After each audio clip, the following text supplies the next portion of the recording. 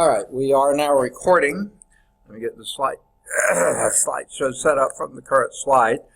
Sorry about this. And also make the last announcement or two. The main one is the student course evaluations are open, ready for your attention. So please do a student course evaluation for every course that you're taking.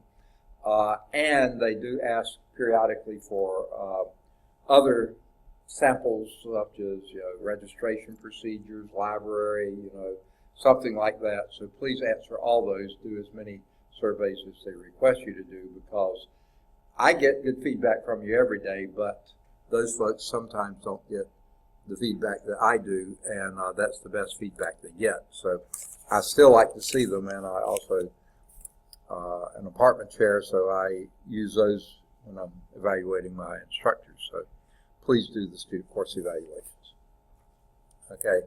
The one other thing, I know they're doing the CAP exam sometime this week. This won't be for you, but from the other students, I'm pretty sure are graduating, so I think they should be scheduling sometime or another to do the CAP exam. So hopefully that's being taken care of too. That might be, but some were gone this morning, so it shouldn't still be going on now, but we'll see. Hopefully they'll be coming in. Okay. Now this is a picture out of the old edition of the text.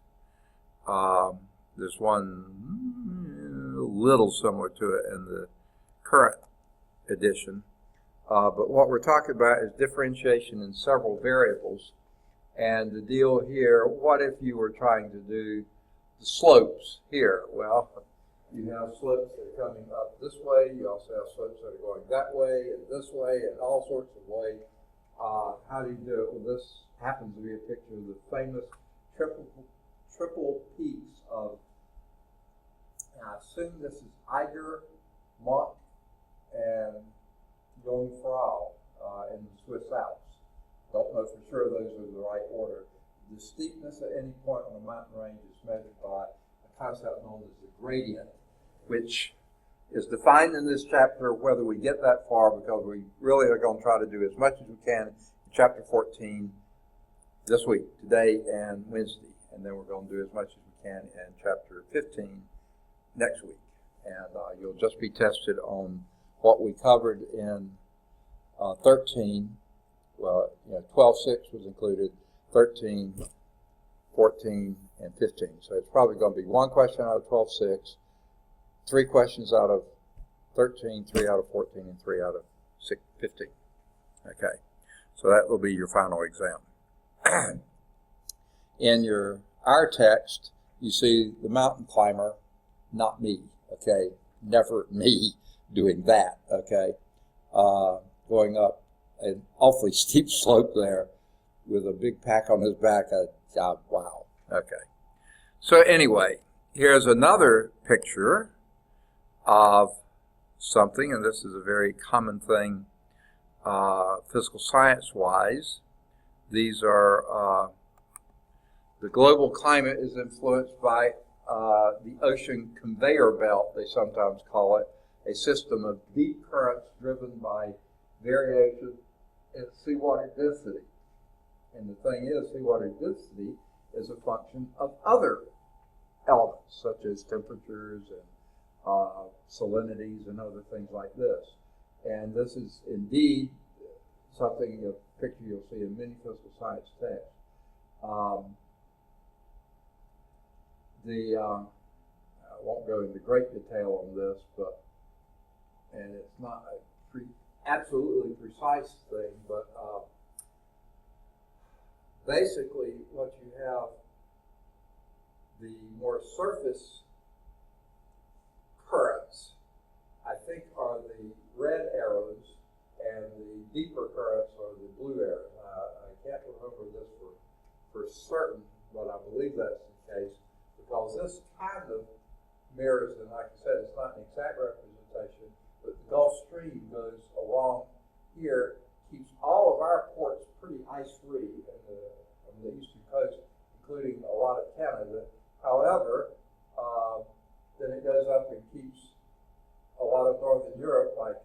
Ireland and Great Britain and certain areas here ice-free. Then you get in here at lower latitudes, and they can be frozen completely over because they don't get the effect of the Gulf Stream. But then the deeper currents come down this way, and actually the Labrador currents actually freeze up some of these harbors, but they don't influence us much. They go back down, some go up into loop around the Indian Ocean, come back into the fray here, others move on around and carry on like this. The Alaska current, this is typically a little bit warmer water here, and again, it keeps our ports pretty much ice-free. But another thing it does, since it's coming down this way, it actually makes San Diego, which is one of the more southern beaches we have in the U.S., is much cooler temperature water than you have in New Jersey. Because the Gulf Stream's warming this up, and the Atlantic current are cooling this one off. So it's really a sort of a bizarre combination of things, but then those surface currents come back. But the other thing this does, it mixes nutrients, it mixes all sorts of things that keep the planet in a good balance. Thank you very much for that. Okay. And by the way, I don't know if I should be saying this or not. I don't know if you realize that I think Saturday is what they call Earth Day. You've heard of that? And I believe in Birmingham they're having a science march that day. In fact, I know they are because we're going, but just wanted to let you know, and I wanted to let the classes know that is something going on this weekend coming up, since I'm mentioning this kind of stuff. Okay, here's yet another figure. Now this is in the old edition. There's a slightly different one in this edition.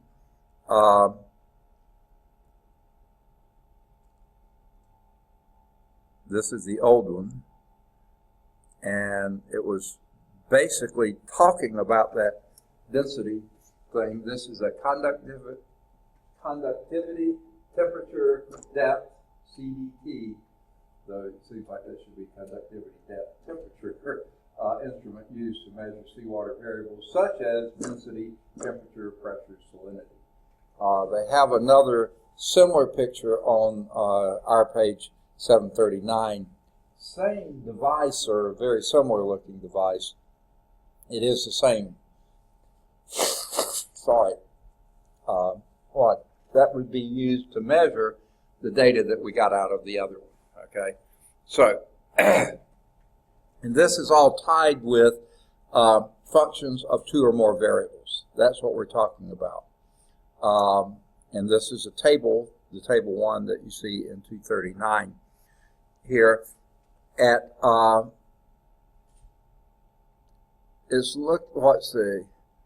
the table is registering, and the bulk of the table here is density, rho. That's in kilograms per cubic meter. Okay, that's what these are. And whereas the density of water is typically what?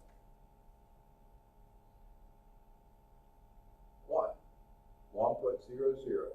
But with salt water, it's a little greater than 1. So you see all these are around 1.02. And the density isn't changing big time here. It is changing, but it's not a huge amount. But it's changing on several factors. Temperature factors this way, and salinity factors this way. These are salinities in part per thousands. And you see that's not a huge change there either. Half a part per thousand, which is not a lot, but it does have an effect on the density. As the seawater gets warmer, it gets less dense in every column. But as the salinity increases, it gets more dense at a given temperature. And this is exactly the kind of problem we use when you're using multiple variables. Here you have density as a factor of two different things, salinity and temperature. And this shows how those interact. Okay? Now, what we're doing is talking about variation with more than one independent variable. Okay?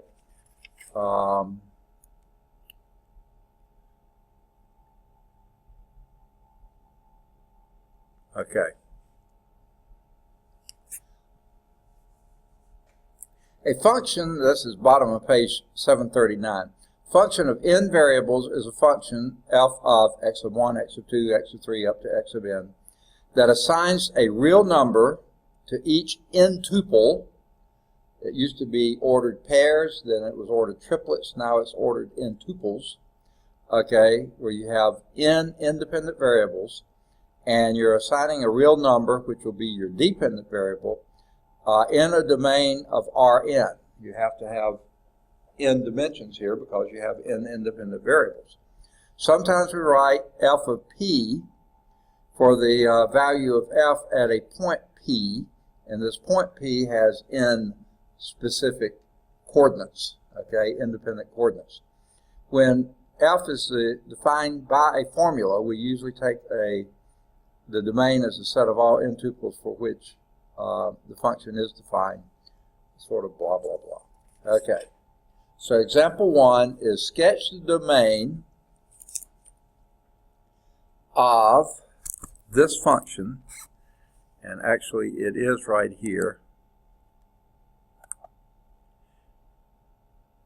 Okay, if I can get this to cooperate here. And here's this. Okay, bottom half of the alphabet is here. Where's the top half? Okay. And by the way, the Y chromosomes are here. Where's the X's? Same question I asked this morning in my Cal 1 class. Okay.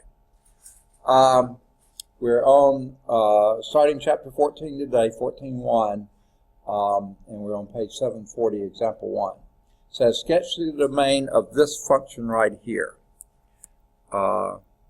F of xy is equal to square root of 9 minus x squared minus y. And it says, and what is the range of the function? There's two functions. We're doing just the first one to begin with. Okay? Sketch the domain. Okay? Well, hopefully you realize that this domain, the thing that's inside the radical, has to be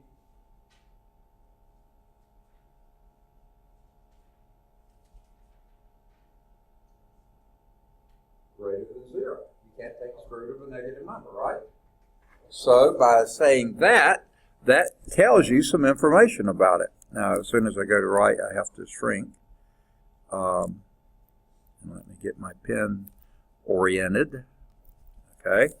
So this says that 9 minus x squared minus y has to be greater than or equal to 0. Would you buy that?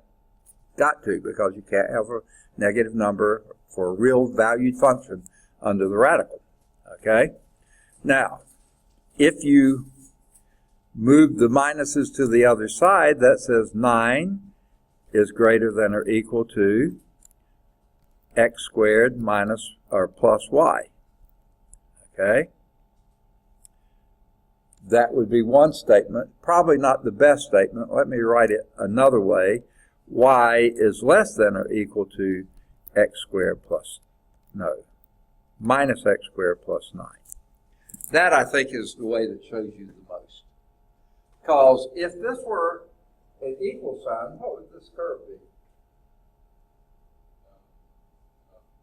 A parabola. That parabola right there. Exactly. The vertex would be at 0, 9, right? Okay, there it is. And it goes from plus 3 to minus 3, because that's where you're, for y is equal to 0, x would be plus 3 to minus 3. Okay? Now, that would be this parabola here. Since the y is always less than or equal to that parabola, it would be everything here. Okay? So that would then be an example of a function over a domain. This would be the domain, a function of two variables. Okay? Now the second one of these is this one, I'm pretty sure. G of x, y, z is equal to x times the square root of y plus the log of z minus 1. Yeah. Now, this one's not quite as easy to define. Number one, this is in a plane, and it's easy to represent a plane on a plane. Relative. Okay. That one, however, is in 3 space because you have x, y, and z. Trying to represent that on a plane is a little more difficult, but they've done a good job of it. But here are the things you've got to look at. There's no limitation on x, right? X can be positive, negative, fraction, decimal, rational, irrational. It doesn't matter. All real numbers are x's. So the x's go this way and that way infinitely. Okay? Now, y's, however, have to be greater than or equal to 0 because it's under the radical. So the y's coming this way can be y is equal to 0. That would be fine. That would be the xz plane, but everything coming forward this way, only positive y's. Okay? And 0. And then the z part, though, we see that z has to be, because log of z minus 1, the argument here has to be greater than 0, not greater than or equal to 0. You can't take the log of 0, and you can't take the log of a negative number. So z minus 1 has to be greater than 0. That means z has to be greater than 1. Now that's sort of hard to see here, but if you'll see these little bitty lines here, that's it, the xy plane, z is equal to 0, can't be. So z is greater than 1. That has to be a notice not greater than or equal to, because you can't have the equal sign there. So this is the z elevated 1 unit, and all the z's from there up. There's your domain for that. Now, it's not just a box. It's a region of space. In fact, it's a weird way to say it. Not quite a quarter of space, but it's all the x's. Let's see, how do I usually do it? Usually do x's this way. All the x's positive and negative, y's only positive, and z from 1 up. Okay, so it's all of space that way. Okay, so there's the domain. Okay, what are the ranges of those functions? Okay, we got the domains. What's the range? The range of this one's what?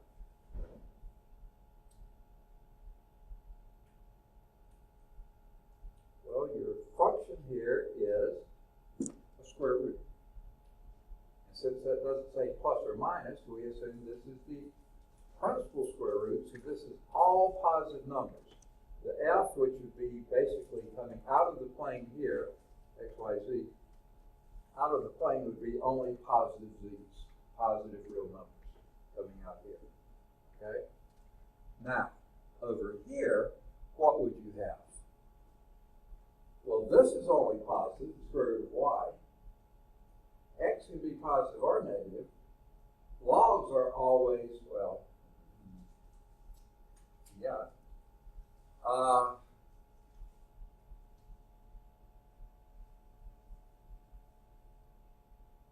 The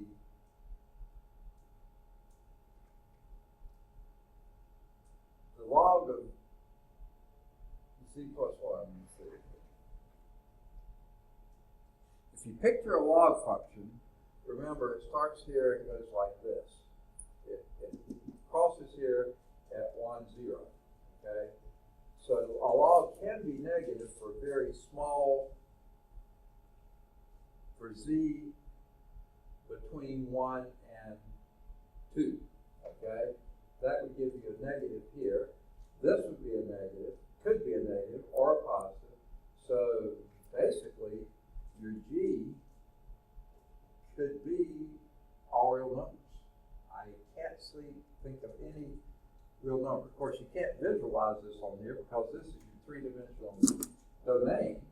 Your 4th dimension is your range, and it's really hard to picture that. But x could be positive or negative. This is only positive. This could be positive or negative. So it's all real numbers. Okay? And let's see what they say. That's at least my description of it. Let's see. The takes on, okay. the f, the first function, is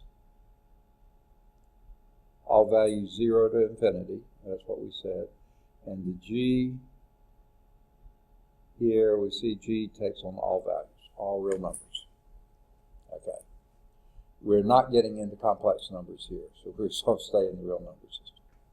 So how do we go about graphing functions in two variables? Now, to me, this is not as important as what we're going to do later, so I'm going to try to go through this quickly. If this is a graph of y is equal to f of x, I guess we can blow this up, at least to some extent. Okay. This is a two-dimensional system. Y is equal to f of x. One independent variable, one dependent variable. For any value x, one and only one y. We know all that story. So there's your graph of that. However, this one is z is a function of x and y. Two independent variables, your x and your y. And now you have a z, which is your graph of f. Okay? Well, for any ordered pair, x, y, you have one and only one z, okay? But you have an infinite number of ordered pairs, x, y, anything that's going to domain of that. So you're going to get a surface here, okay? Here you get a curve. Here you have a surface, which could be a wavy, any kind of a surface there. So that's how you typically graph one independent variable, one dependent variable, one independent variable, one dependent variable of two independent variables, and the third here, and this is like the ones we saw in 12.6. What would you call that?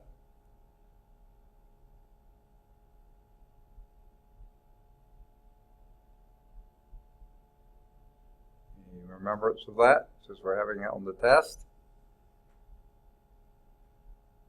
That would be a elliptic paraboloid, right? As opposed to hyperbolic paraboloid. Okay? And here we'll see for any fixed value, okay, number one, f can only take on values greater than or equal to 0. Because if x equals 0, y is equal to 0, f can be 0. But there's no other value you can put in x and y which will ever make the f negative. So this is the range of f is greater than or equal to 1, 0, greater than or equal to 0. And this, for any fixed values of z, your f of x, y, any fixed value here, that forms a ellipse. These are ellipses. Major axis on the y-axis, semi-major axis on the x-axis. Okay? And since z is to the first power, for your those who are called your horizontal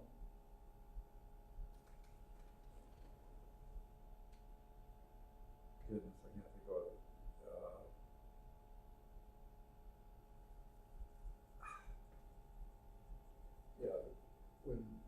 when the horizontal is constant, those give you your shapes there. What do they call those? I'm going blank on it. I want to say transects, and you call that, if you're doing surveying, it's a similar concept. Contour lines, all those mean the same thing. But those are the horizontal cuts. Okay. If you did vertical cuts, constant y's, then this is going to be a parabola, okay? And constant x's, that's going to be a parabola, okay? Those will be the shapes that you cut, okay? So that's why it's called an elliptic parabola. Okay. Just giving you the shapes. Here's three more, except this is all the same function, believe it or not. It's just looking at it from different perspectives, which makes drawing these things a real huge pain. So thank you for graphics that do this. This is three different views. This is two here. We'll see the third one in a minute. Of this function here, z is equal to e to the minus x squared minus y squared minus e to the minus x minus 1 squared minus y minus 1 squared. Okay? So basically what this one is basically the thing that's centered at 0, because this is symmetric about 0, or at least that part of it is. This one is symmetric about the point 1, 1, x equal 1, y is equal to 1, and that would be x equal 1 here, y is equal to 1 there. So there's the dip here, okay? And since this is positive, this is up like this, and this negative is a dip like this.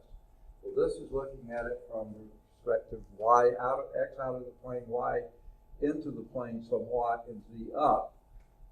That would be this orientation, but if you have the x going to the left of you, the y to the right of you, then this is in front, so that would be this, and the z is in the background.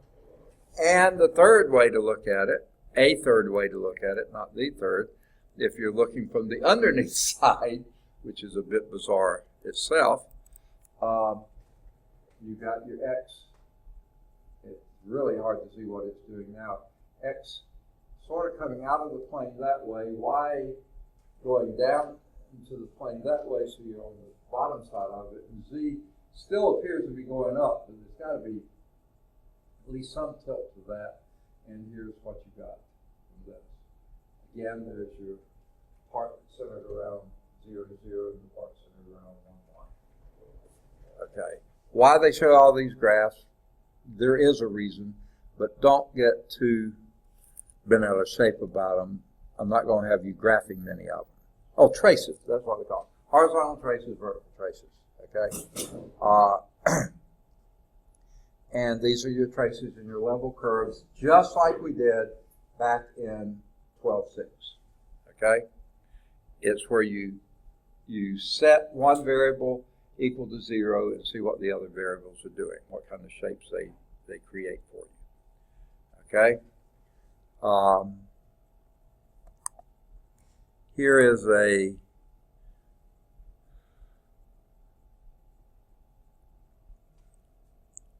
generic kind of curve.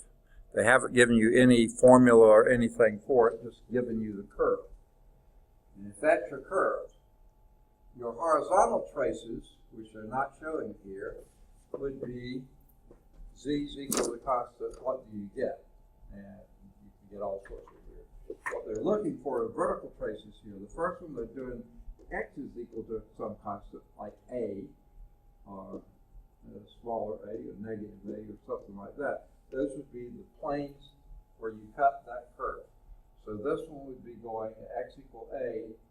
You start here, it looks like a minus y over here, goes up maybe about where y is equal to 0. You may have something close to a maximum here, and then it dips down to be negative y's here, and then comes up to there. So that would be this one, but then you can trace these back, and the green lines basically show these vertical traces with x equal various values. Y is equal various values, like b, and this is looks like it kind of could have been sort of the same shape. Yeah, I guess so. You're just starting with somewhere about in here, but they show several of the cuts. The x's are decreasing here, increasing here as x. This is y is equal to b, so this is a positive x here, negative x there, so your x's are going, your z values are going like this as x is increasing when y is constant. Why are we doing these? Are we really going back and doing these vertical and horizontal traces? No, what it is, when we start talking about taking derivatives of a two-dimensional function, what you do is let one variable be constant, and then you do your derivative with respect to the other variable. And it's always dz or df or d whatever the independent is with respect to one of the two dependents. Independent with respect to the dependent. Here you let the y's be constant, and you take your derivatives of your function with respect to x, because x is the other independent variable. That's why we're looking at those, okay? Now, here's example 3.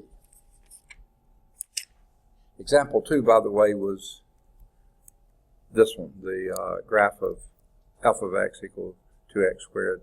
F of xy is 2x squared plus 5y squared. That was example 2. Here's example 3, okay? Describe the vertical traces of f of xy is equal to x sine y. That's this one here, okay? F of xy is equal to x sine y. Describe the vertical traces where you have fixed x's and fixed y's, okay? And this is the same curve on both, it's just they show different degrees of this. So when you have your x equals some constant a, okay, that would form these lines. Does that make the noise? Huh? The what? The book. The book? Yeah, you hit it with the chair. I'm sorry? You hit it with the chair. Oh, I see. Okay. I didn't know it was close. Okay. All right. So x equals some different values here. Then if x is a constant, basically all you have there is a sine function with various amplitudes. Okay. Here is that sine function with a large positive amplitude, and then get back, and when x equals 0, you have a straight line, flat line. Okay, going this way, your x is now negative, so your amplitude flips over your sine curve. Okay, and you go from there. So this is the sine curve going in the opposite. So it's sort of hard to see. This peak here becomes that valley, this valley becomes that peak, this peak becomes that valley, this valley becomes that peak. You know, as you go back, because your max mins are flipping over. But if you look at the vertical traces for y is equal to constant, then these are just straight lines, because you just, when y is a constant, sine y is a constant too, and you just have, I guess I could have blown this one up. I thought I was going to be doing more on it. Sorry about that.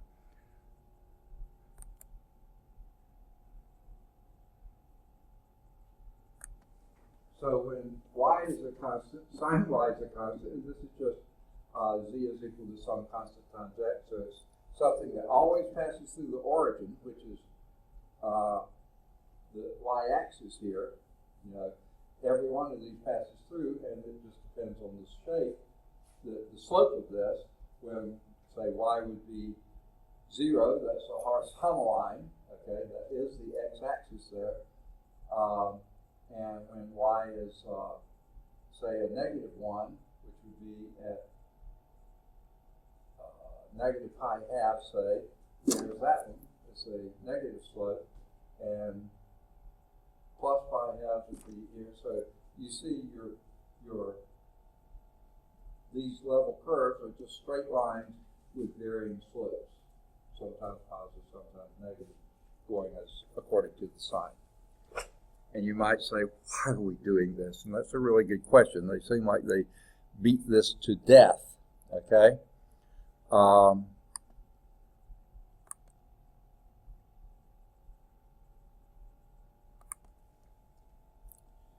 Identifying, this is example 4 here, match the graph in figure 9, that's this one, with the following functions, okay? Unfortunately, they do it already for you, okay? But the first function with f of xy is equal to x minus y squared. Which would that be? F of xy would be x minus y squared. So let's just pick a constant z, or f of xy, and then you would have x is equal to y squared plus that constant, if you just move things the other way. Well, if you did that, x is equal to y squared plus the constant, obviously this is a curve that the parabola is going up. So that would be, I got this backwards.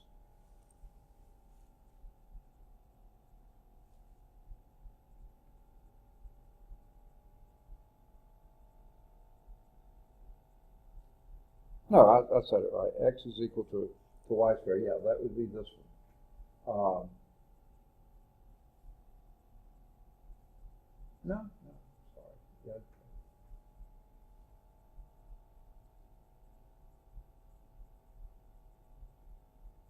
All right. What they're doing now is fixing the y. I'm sorry. Okay. They're fixing the y. Y is equal to b. Okay. Various values of this. Then your function is the z is equal to x minus that fixed value squared.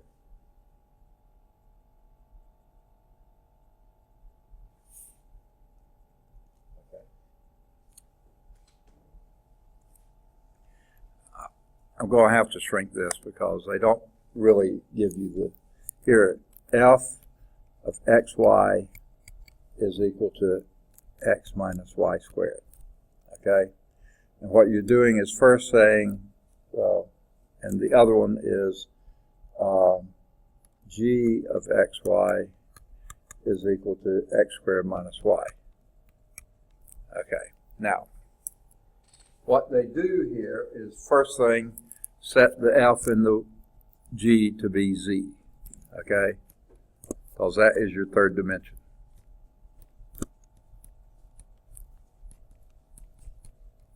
Okay, and then what they're doing is,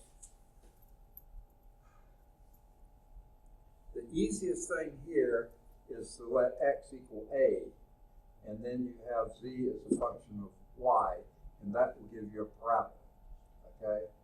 So if x is equal to a, z is a function of y squared, but this is a minus y squared, that's going to be this one, because you see your slope is downward, okay? So that would be this one. For any given x equal a, these are going to be your parabola downward, okay? And the one to evaluate here is y is equal to b, or whatever you want to name it, that's what they call it. And then you have z is equal to x squared plus b, okay, or minus b or whatever. So these would be parabolas that are open upward around that, around the y-axis, because they're it's in the xz plane, and that would be where your parabola is. So that's how you would evaluate that. Again, I'm taking way too long to do these. Now, let's look at what they call the level curves, which are also your horizontal traces, which are also related to contour maps. And that's what we would get here. At any, is this one of the homework, examples? I don't think so, but let me see. No, this is just a lead-in figure. Here is your shape, and you have two positive values here, two mountains, one depression, okay? Here, z is a function of x and y.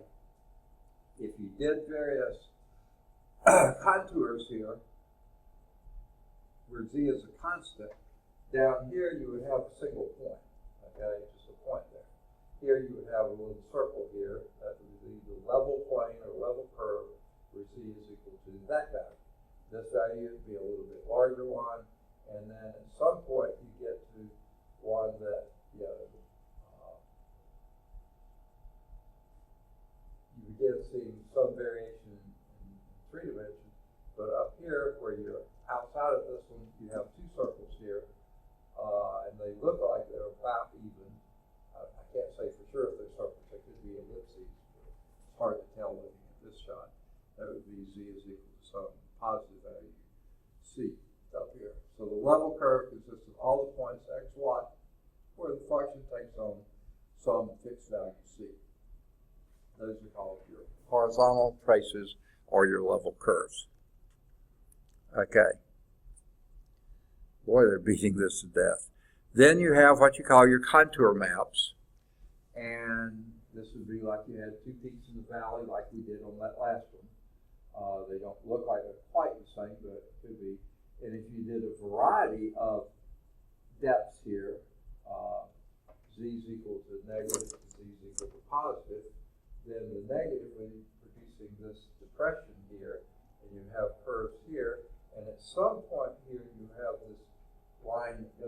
this, it doesn't close at all. It just sort of follows around. But then these would form what they call the contour curves going up, contour curves going down and going up. These would be those. And this appears to here be where z is equal to 0. This would be, okay, I can't read this thing. I think this is minus 100, minus 200, minus 300, minus 400. This is positive 100, 200, 300, 400, 400, 500 there. So you see this is the taller peak here than the other one is. And this is a steeper peak because the contour lines are closer together. That's what we're getting toward. And that's, believe it or not, we're going somewhere with this. So here is example 5, an elliptic paraboloid like we had last time.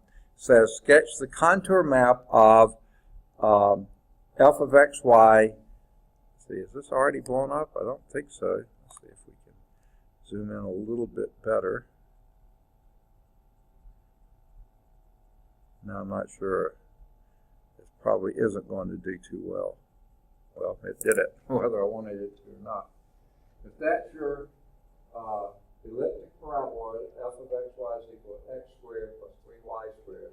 Again, your y-axis, and to me, the picture doesn't look like this. It doesn't look like it's expanded in y and sort of compressed in x.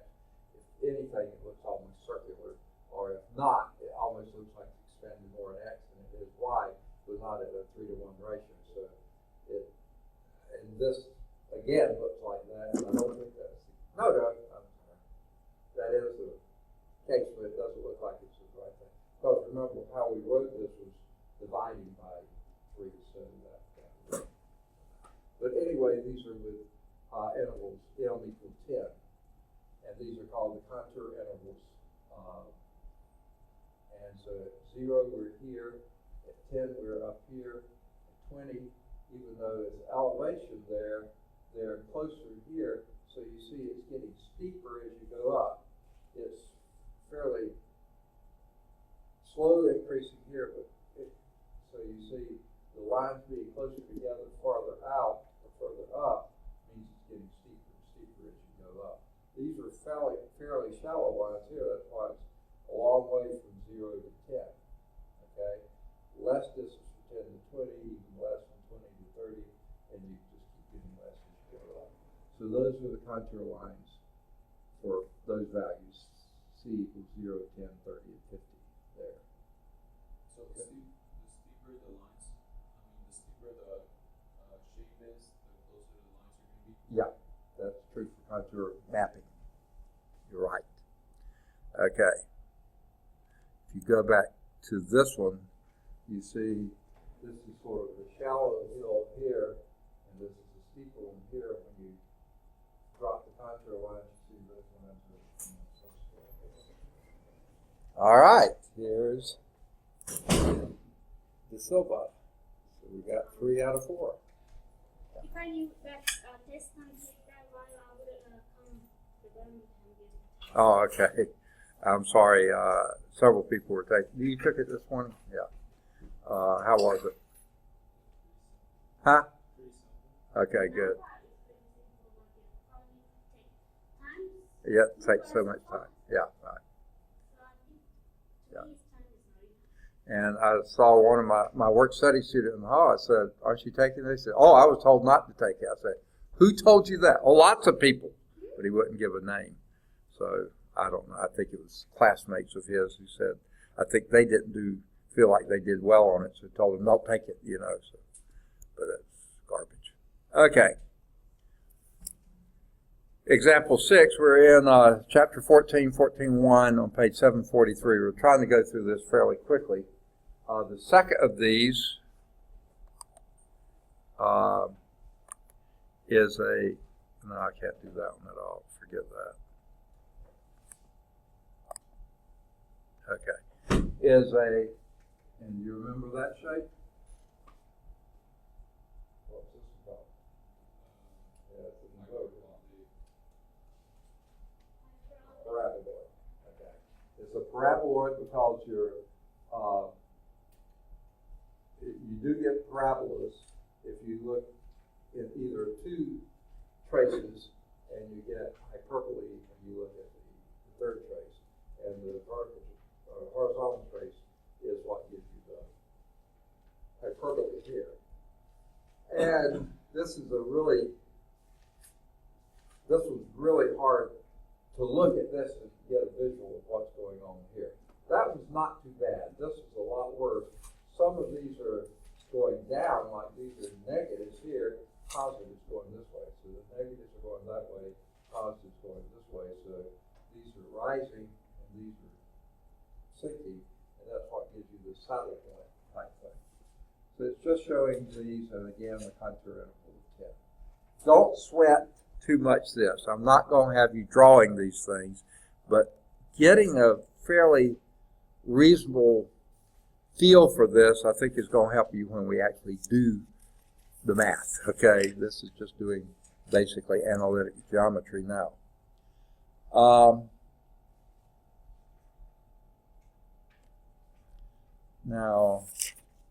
Okay. In your text, except for maybe the Silvas, the first one here, figure 12, is on your page 743, and figure 13 is on 744. They're on different pages here, but one slide here. Okay. Example 7, though, is top of page 744, but its figure is at the bottom of 744, and this is its figure. This is a contour map of a linear function. Okay? Sketch the graph of f of xy is equal to 12 minus 2x minus 3y, and the associated contour map with contour intervals m equal 4. Okay? Now, again, I'm not going to have you do this, so I probably shouldn't spend so much time doing, but it does help later if you got sort of a general idea of what these graphs look like. You know, just how you do these. So again, your z is a function of x and y. Okay, independent variable, dependent variable, z. Okay. When x equals 0, y is equal to 0, and that's the contour map, and they should have this space here. That would be your baseline. When x equals 0, y is equal to 0, the function is just a point at 12. Okay? X equals 0, y is equal to 0, that's at point 12. Okay? Now, if z was equal to 0, okay, that would be your baseline, then you would have 2x squared plus 3y squared is equal to 12, and that would be this line here. Okay? That's where c is equal to 0. C is equal to 4, that would be z is equal to 4 up. Then this would be 4 here, so you would have an 8 here, move this to this side, and you have an 8, and that would be this one. Okay, c is equal to 0 here, 4 here, 8 here, and when c is equal to 12, then this is going to be x squared plus 2x squared plus 2x plus 3y is equal to 0. That's the line going through the origin. Okay. Now notice all these have the same slopes, but they have different scales here. Okay. Now, the way they've drawn it, this is harder to see. If you extend this plane to go into the board here, it cuts in at 12 and keeps going back, then it's cut by these other lines. This makes it look like it's just this triangle that stops here. It would just be between that one and this one. But you see, there are other lines you can go up and down. And I don't know if this is all that helpful, but don't sweat too much on it. Okay? Here is the Mount Whitney Range in California with its contour map. And this is really a pretty poor contour map in my mind. I mean, it's probably correct and accurate and that kind of stuff, but it's just way too small and to figure anything out of. Does anyone know the significance of Mount Whitney? It's the tallest peak in the continental U.S. In other words, the contiguous 48. Mount Whitney is the tallest peak in what used to be the U.S. before they added Hawaii and Alaska as the last two states. When Alaska became our 49th state, then Mount McKinley in Alaska is taller than Mount Whitney. So there's Mount Whitney, the previous tallest mountain in the U.S., okay? Now, the contour map. If you would take the horizontal traces and to me this contour map is really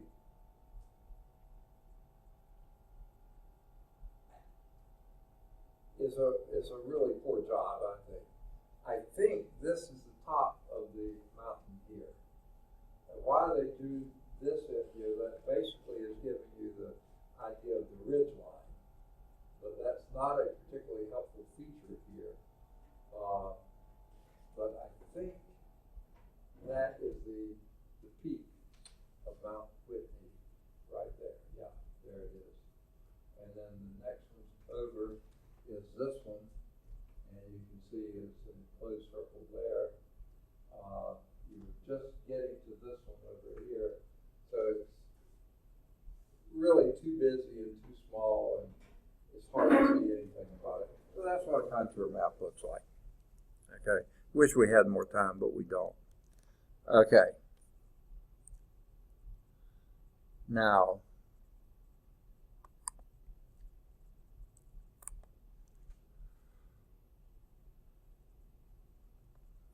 I think we're finally going to get to close to some stuff like we really want. Okay?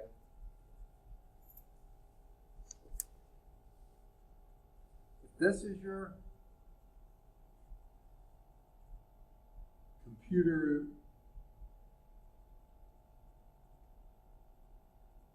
created figure here, you got some sort of a hump, here. And you did contour lines of it, these would be those contour lines. Okay. Now, if you're talking about climbing that mountain, that's not really a mountain, the computer's done, and you're going from, and boy, it looks like to me, yeah, you're going from elevation P, or P tilde here, up to elevation Q tilde, you're doing a change of altitude of that. Whatever these contour lines are, contour interval 8/10 of a kilometer. So you've got 1, 2, 3 times 8/10, that would be 2.4 kilometers altitude difference, which is pretty significant there. And then you would do that over a horizontal displacement that would be from this P to that Q. Now with the horizontal scale, or 2 kilometers is that, so that looks like just about a 2 kilometer difference here. So you had a 2.4, I believe we said, change of altitude for a 2 kilometer change of horizontal or lateral change. That would probably be one way to say it. So that would be about a 1.2 slope in some sense, right? If you're going up the mountain, you sense that kind of slope. Pretty steep, okay? Now here's it with a real mountain, or at least another representation of a real mountain, okay? If you're going from A tilde to B tilde, and while they're putting the tildes there, you'll read the text to see it's not really a super critical thing. Again, your A to B, it says that's a 200-meter rise, okay? And, no, I'm sorry. Oh, no, here we go. A to B is from 1,000 to 1,100, so it's a 100-meter rise and over a 200-meter thing. So that's a 1/2 slope, okay? If you're going from A to C, it's the same rise from 1,000 to 1,100, so it's still a 100 meter rise, but now the A to C is a 400 meter, slope. So that would be perfect attendance. Way to go. Good to see it. Okay. First class of the morning, wound up being perfect attendance. I think Emmanuel's getting people here. And then the first one in the afternoon. Middle one, not too well. Okay. Hopefully this afternoon will be good too. Okay. The contour interval, is 50 here, and that's what we can see that from the numbers here. So what if you went from A to D? What's your slope increase here? None, because you're on the 1,000 level, 1,000 meter line the whole time. So you have no increase in things, so your slope would be 0.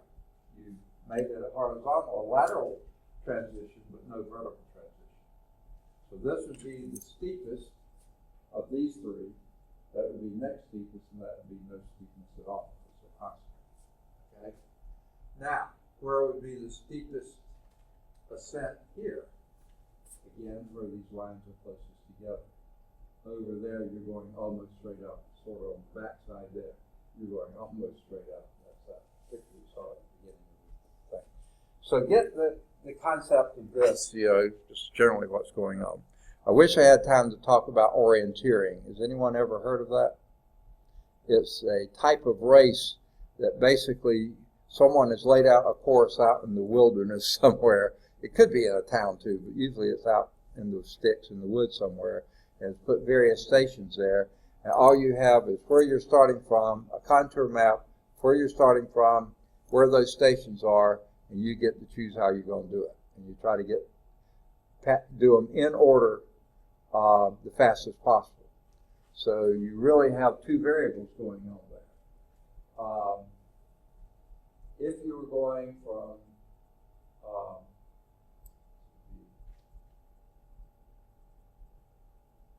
just a representation here.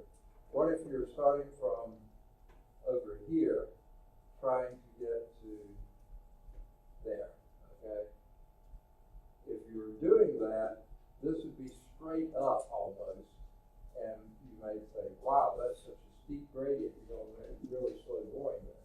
What if you broke it and went to this and this and this, and did it that way? You're going a greater distance, but never is your slope is great, so you might be able to actually accomplish that in a faster time.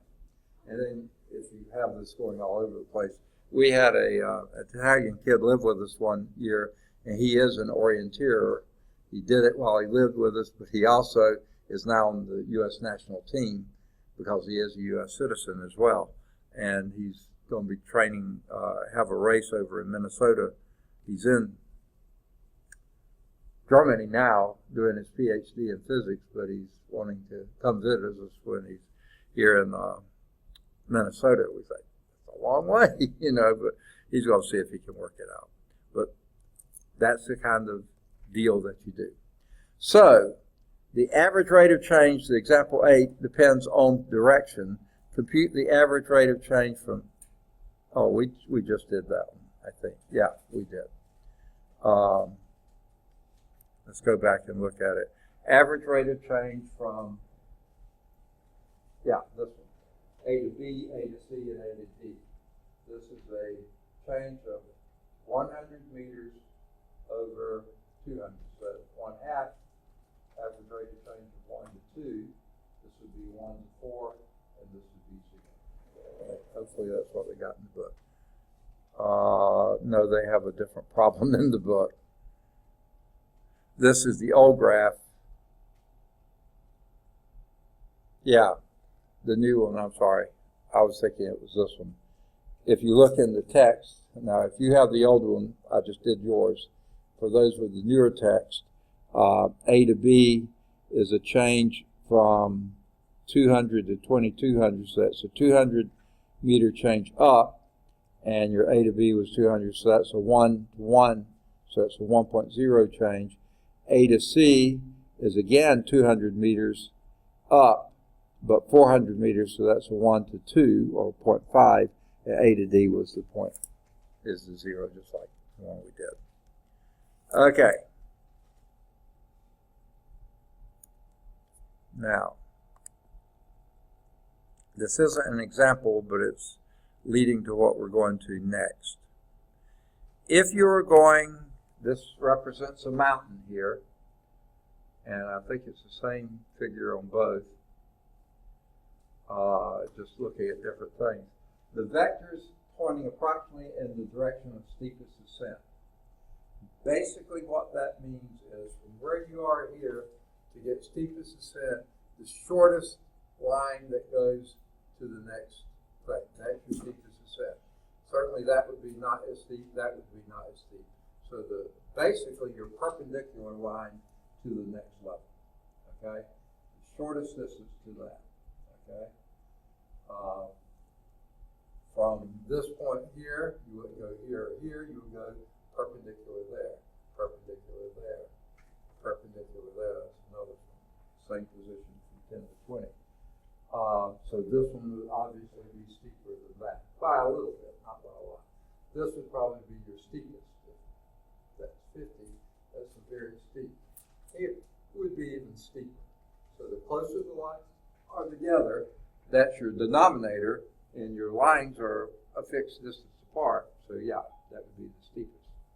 Now, if you started at point P, what would be the path to steepest ascent? We'll go to the perpendicular distance here, perpendicular there, as close to it as you can. The shortest distance between those there and there. That would be. This would not be, because you're going the same elevation up for a much longer distance here, much longer distance here, much longer distance here, and somewhat longer distance there. So that would not be a path to steepest ascent. However, it might be something you can do a little faster if you could maintain a better speed there, significantly better speed.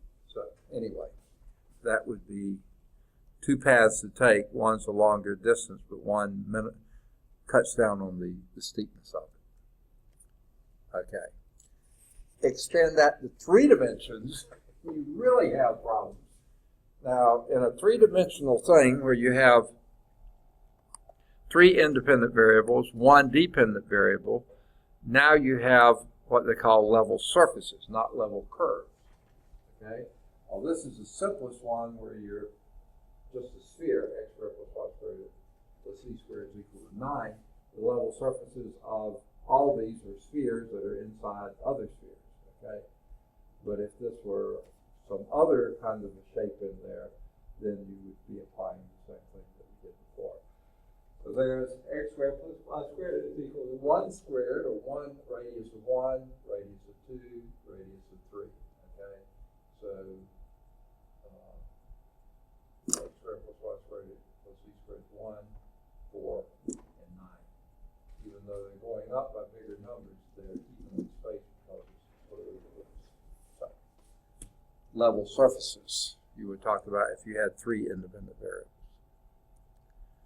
Okay. Someone tell me these shapes here.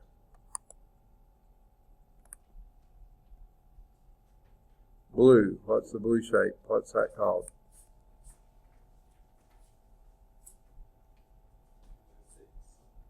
What? Okay. It would be what?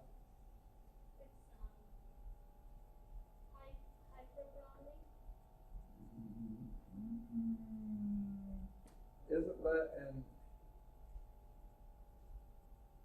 hyperbolic? Yeah, of one sheet. Okay, say it one more time now. Okay, hyperboloid of one sheet. Is that what you're saying? Yeah, hyperboloid of one sheet. Yes. What's the second one there? The gold one.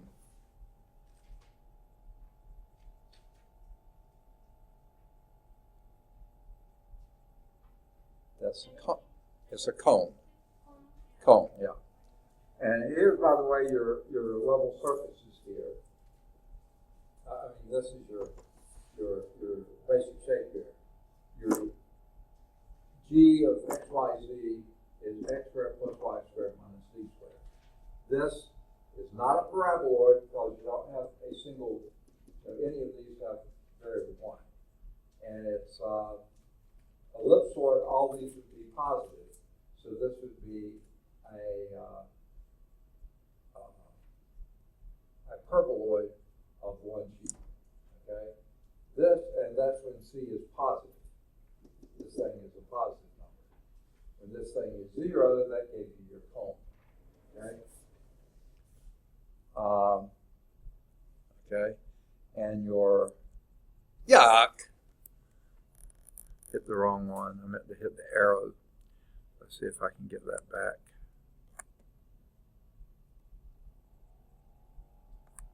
So there would be the hyperboloid of two sheets, okay? And that's when C is less than 0. And then this would be basically the transition from one to another to another. This is when the C is 0, C is negative, C is 0, and C is positive. Okay? So you see how they sort of transition from one to the other. It's just in the middle, it's just called a cone, it's not called a hyperboloid. Okay. And I think that's the last. So don't sweat too much here. Okay? This was just to give you a background. If you want to do a few on the homework exercises, I don't even think it's worth doing the preliminary. Do you, or would you think that would be helpful?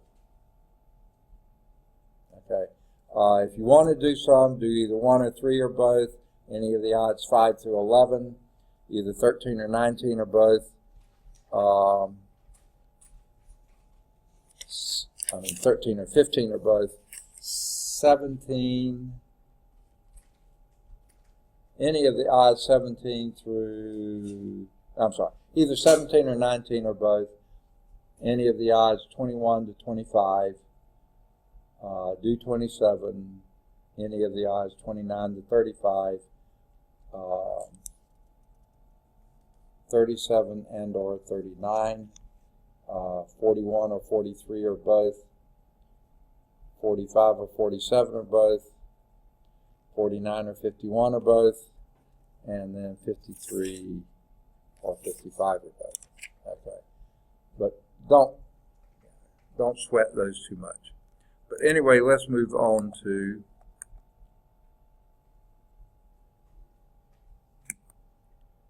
why this one. There we go. Okay, 14.2.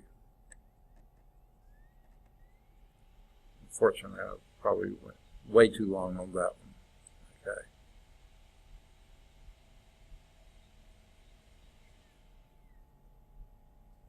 Okay. Now,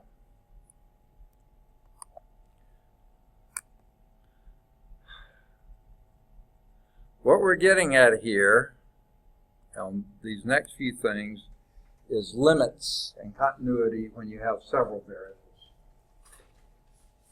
Now before, when you had one independent variable, one dependent variable, okay?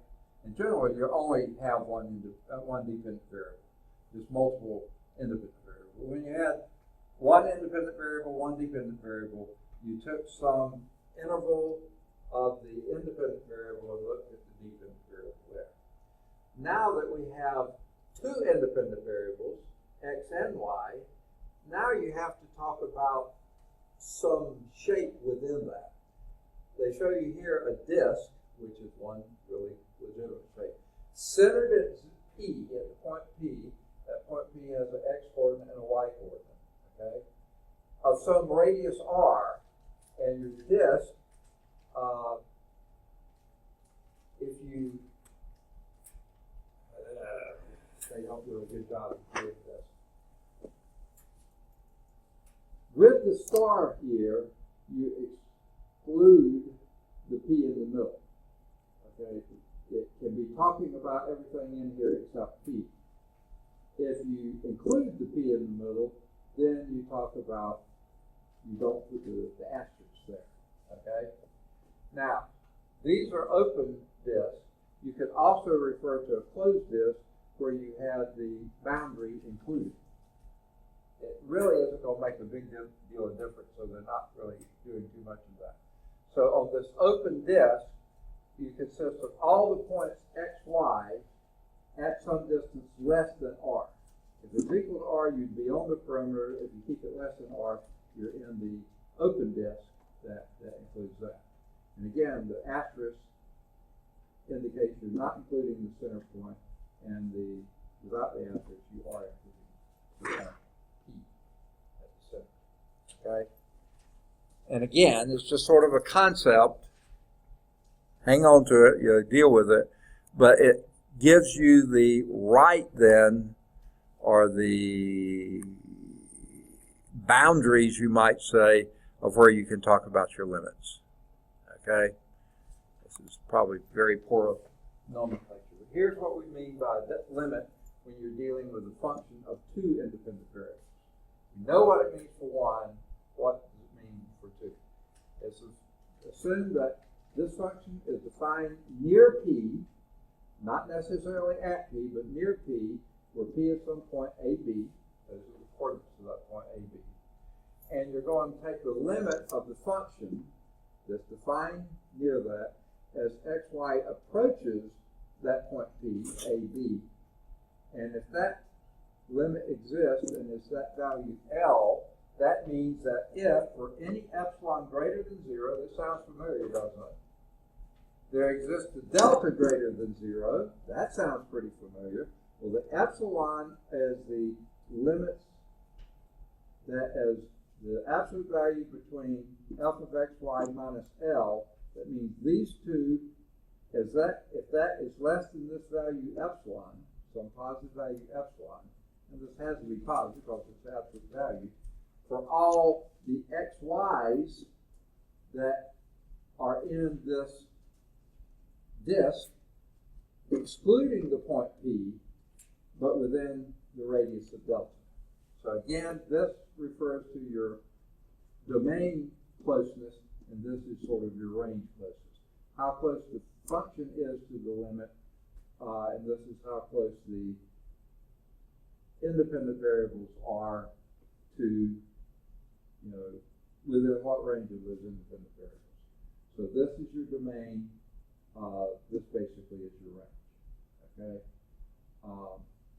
And if the limit exists that if you choose any epsilon, you can find the delta such that for any point within that delta of that point P, so not necessarily including P, you can guarantee the function and the limit will be different from less than epsilon.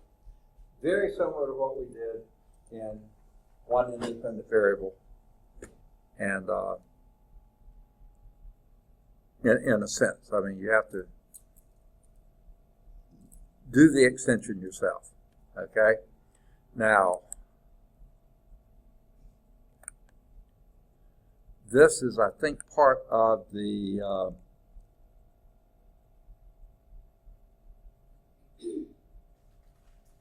boy, where is this?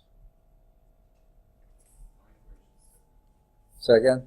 Oh, equation 1 at the bottom of the page. So this is part of example 1. Okay? Right? Yeah.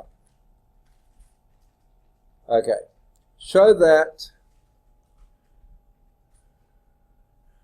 well, let's just get out of there. Show that the limit, oh boy. Okay. The limit as xy approaches AB, we were calling that P, of x is equal to A. Okay? Now this seems almost so simple, why are we messing with it? But it's the limit as the point xy is approaching that point AB, which we were calling P before. What is the limit of that of x as xy gets closer to AB? Well, x is going close to A. Okay? So this right here almost says exactly what you would expect. Okay? And Similarly, the b part here, the limit as xy is approaching the point AB of y, the limit of y would then be b, because that's where y is going, okay? And because you see up there, is y is approaching b, y is approaching b. I mean, it's kind of a duh. So,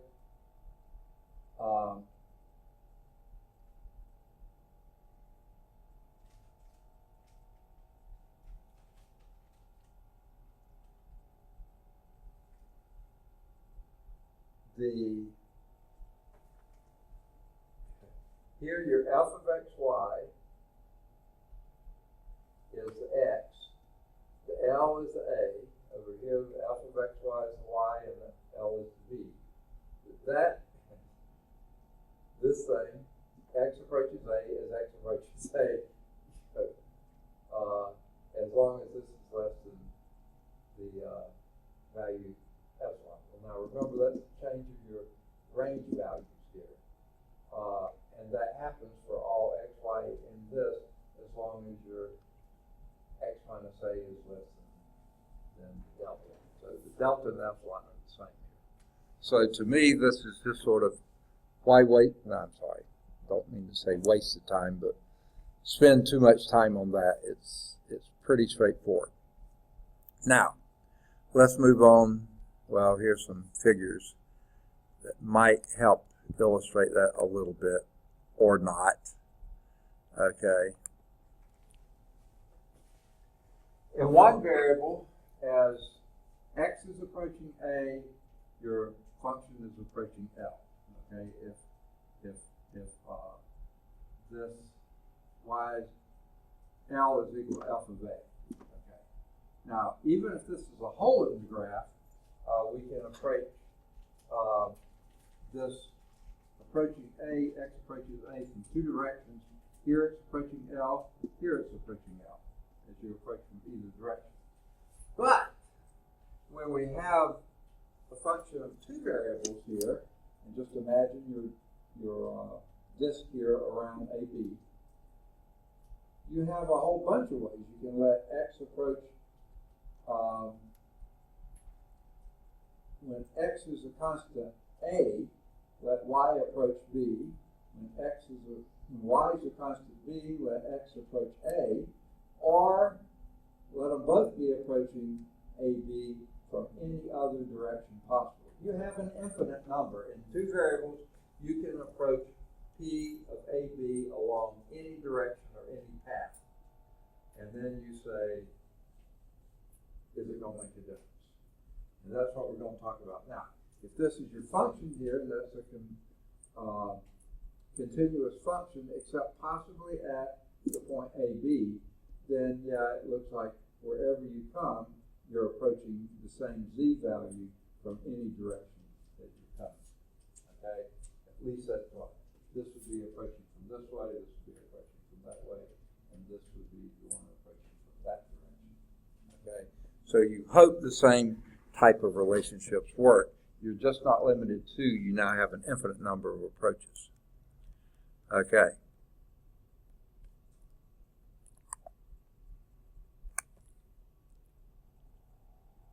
Now, if you had,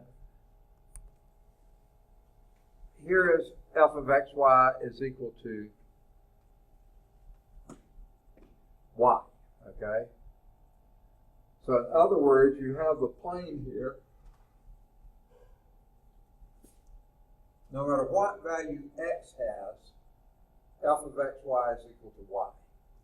Now, something doesn't look right to me. If that were the case, when y is equal to 0, this thing should be down here. But they have it up here somewhere. So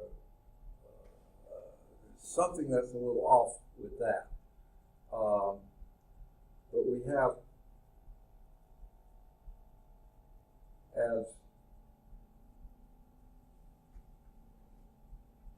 as the function approaches b from whatever direction it happens to be, you see if these are all parallel lines here, no matter how you get to b, you're going to be going to that same value there. f of x equal y. If you're approaching b, you're approaching b. So this is basically the diagram or the figure that is used in the proof of that. The second one that we did just a few minutes ago. Again, nothing to get really wound up about. Here are your limit laws. These are the really important ones, okay? These are the things, hang on to these, remember these. They make, I think you'll find they make perfect sense with what we've done before. What we're assuming here that the limit as xy approaches some point P, we were calling it AB, whatever you want to call that, of f of xy, and the limit as xy approaches the same letter P of point P of g of x, y, that both of these limits exist. Okay? The limits are there. Okay? The sum law says then, hopefully you'll recognize this, the limit of a sum of two functions is the sum of the limits of those two functions. Okay? Just like we had in 2 dimensions rather than 3. Constant multiple law for any constant number k, the limit as xy approaches p of k f of xy would be k times the limit as xy approaches p of f of xy. Okay? In other words, a constant multiple you can pull outside the limit and take the limit separately. Product law, just like we had before, the limit as xy approaches p of the product of two functions that both have limits that exist, that would be the product of the limits of those two functions. The limit of xy approaches p of f of xy times the limit of xy approaches p of g of xy. And the quotient law, but here you have to have that added caveat here, that the limit as xy approaches p of g of xy, if this thing is not equal to 0 anywhere, any value xy, then the limit as xy approaches p of f of xy divided by g of xy would be the product. The limit of a product would be the product of the limits, as long as this limit exists.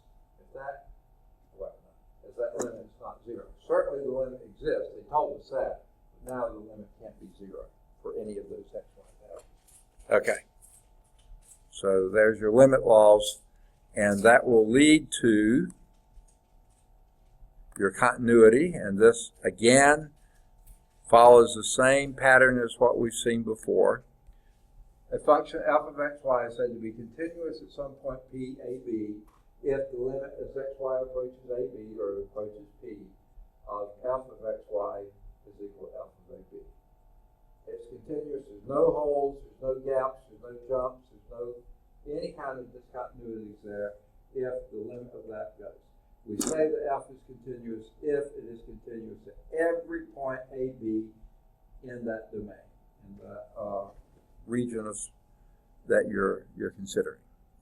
Okay? Now, they do some rather bizarre examples here. Some of them are rather bizarre. Others are just strange. I don't know. Here's a top view looking down on the graph of f of xy, which is 3x plus y over x squared plus y squared plus 1. Okay? Now, trying to think if there's any real special reason for this. Is this one of the examples? Let's see. Yeah, I guess this is example 2. It says show that this is continuous. Okay? Then evaluate the limit at a value as it approaches 1, 2. So the first thing to do is this continuous. Well, what is the requirement for it to be continuous? The numerator has to be continuous. Yes, that's a linear function, which is a polynomial function. They're continuous everywhere. The denominator has to be continuous. Yes, that's a quadratic function. It's continuous everywhere. So we're fine there. Now for the quotient to be continuous, then this thing can't be 0. But can it? x squared is always greater than or equal to 0. Y squared is always greater than or equal to 0. So you're adding two things greater than or equal to 0. They're greater than or equal to 0. Adding one to it, always greater than 0. Can never be 0. The denominator can never be 0, so therefore that function is continuous. Weird looking, strange, all this kind of stuff, but it is a continuous function. Okay? That's the A part. Not the A part, but that's the first part it says. Then evaluate this function when xy is approaching 1, 2. Okay? So the limit as xy is approaching 1, 2 of 3x plus y over x squared plus y squared plus 1, what would you guess that limit to be?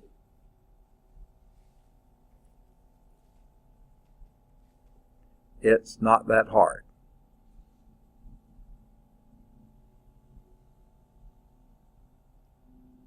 If you know the limit exists, plug it in, plug it in. So what happens if you do that? What's your numerator become? 5. What's your denominator become? Second? I can't hear. 14? 1? No. Yeah, that would be also 5, wouldn't it be? 6? Okay. Okay, let me do it. 1 squared is 1, plus 2 squared is 4. Yeah, 1 plus 4 plus 1 is 6. Okay, so the limit would be 5, 6.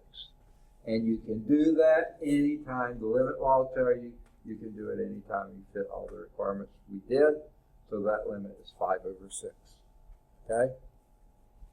Let's see if that's what they got. They did. Good for them. Okay? Now, before we get to example theorem 2, let's do example 3. Pretty straightforward, I hope. Okay? Evaluate this. The limit as xy approaches 3, 0 of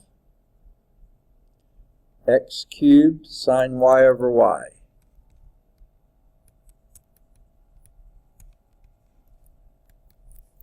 Okay? What do you think that's going to be?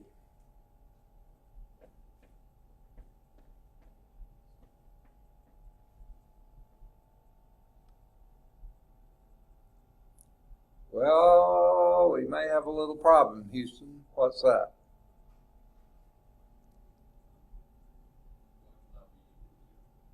Say that again. Yeah, y cannot be equal to 0. Okay? But does the limit of sine y over y exist as y approaches 0? You remember that? Yep. That one does exist, and that limit is 1. So then you can do this, and that would be then 3 cubed, which is 27 times 1, which would be 27. So, even though the requirement isn't met that this not be 0, the limit of that ratio does exist, and that limit's 1, so then we can do this. So let's see if that's what the book got. I'm trying to find it here. Yep, 27. Because you can break those into products of two limits, and that second limit does exist.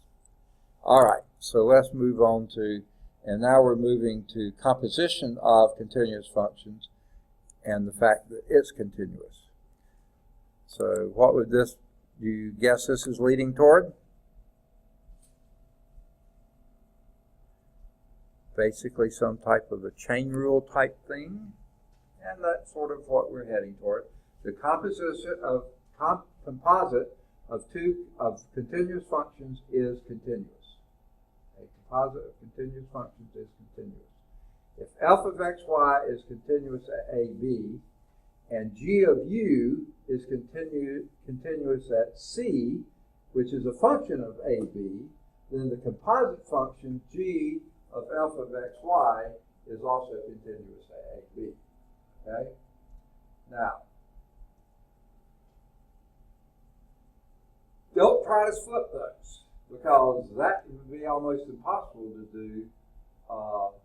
So here, the g is continuous at some point C, which is f of AB.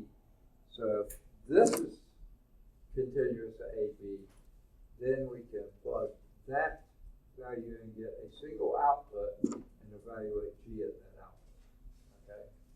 So that's composite functions. Let's actually do one. I think this will be example 4. Write h of xy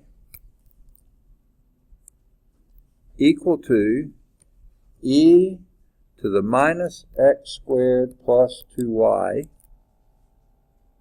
as a composite function and evaluate the limit. So the first thing we're going to do is write that as a composite function, and we're going to take the limit as xy approaches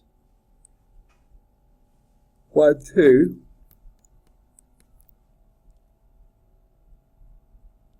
and that's this function here, e to the minus x squared plus 2y. Okay.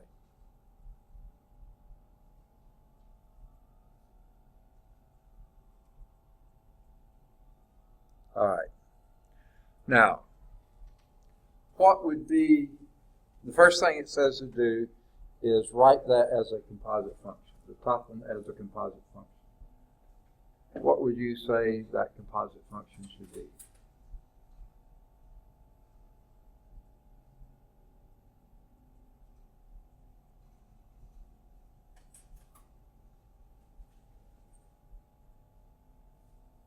Give me an idea.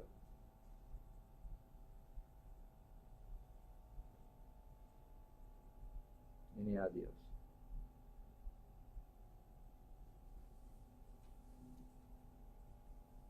Okay, we need an inner and an outer function, which is you find easier to start with. They're both pretty straightforward.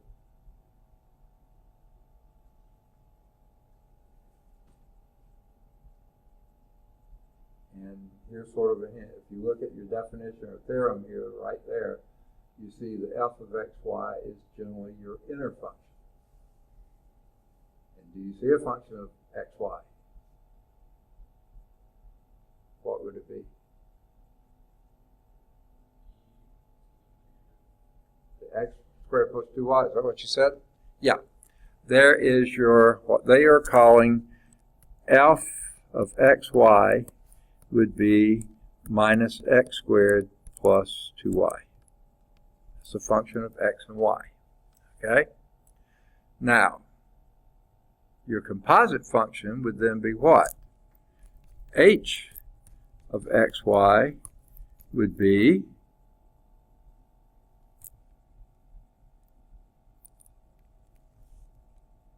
e to the u, where u is a function of x and y. So let's call this u here. Okay? So now we have h of xy is equal to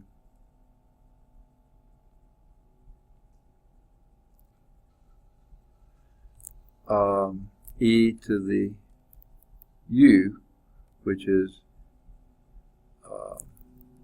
now I guess that would be the way to say it, where u is minus x squared plus y squared. Okay? I mean plus 2y, not y squared. Okay? So the g of u is e to the u, and I was calling it, I should have called it g of u rather than h of u, xy, but you know, and the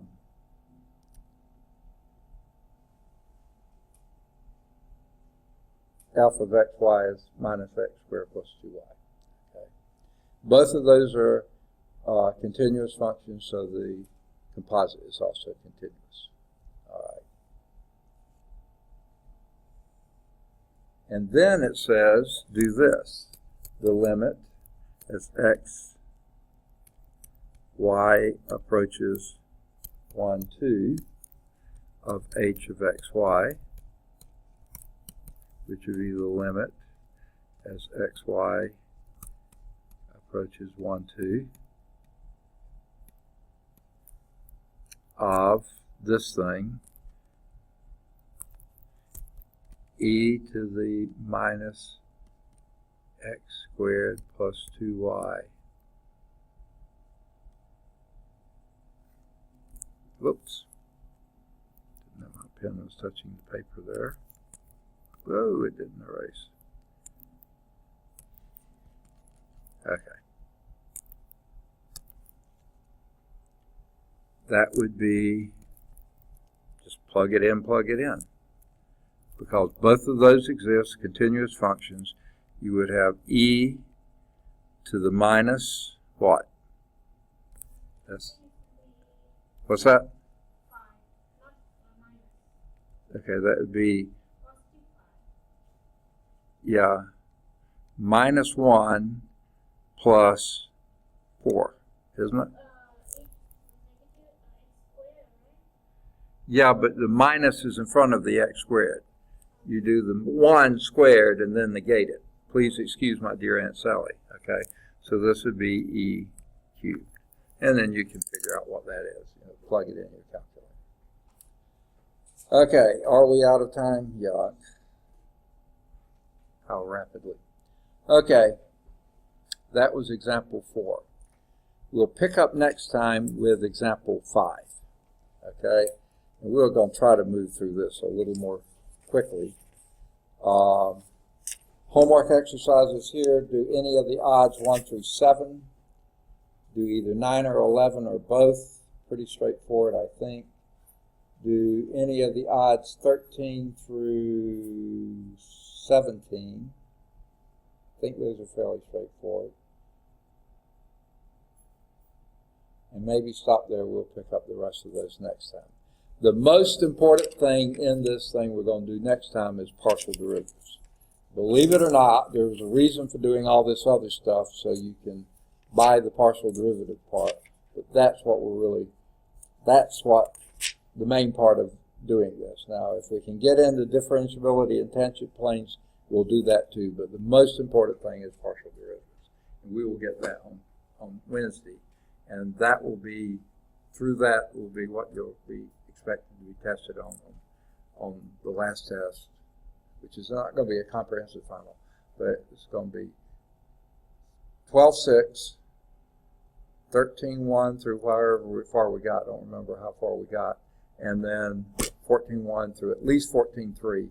And then next week we'll do 15, probably 15-1 to 15-3 or something about like that. So we'll go from there. All right, good deal. We will see you on Wednesday. I'll see you in a minute.